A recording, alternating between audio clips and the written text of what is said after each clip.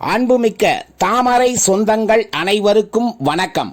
தமிழகத்தின் தீய சக்தி திராவிட முன்னேற்ற கழக ஆட்சியை அகற்றிட தேசம் காப்போம், தமிழகம் வெல்வோம் என முழக்கமிட்டு தமிழக பாரதிய ஜனதா கட்சிக்கு தலைமை ஏற்றுள்ள நமது மாநில தலைவர் நயினார் நாகேந்திரன் எம்எல்ஏ அவர்கள் ஏப்ரல் 18 மாலை 5 மணிக்கு திருவண்ணாமலை வேங்கிக்கால் வேலூர் மெயின் ரோடு ஆண்டாள் சிங்காரவேலு திருமண மண்டபத்தில் நம்முடைய வேலூர் பெருங்கோட்ட நிர்வாகிகளை சந்தித்து 2026 தமிழகத்தை மீட்போம், தீய சக்தி திமுகவை அழிப்போம் என்ற தலைப்பில் எழுச்சி பேருரை ஆற்றுகிறார்.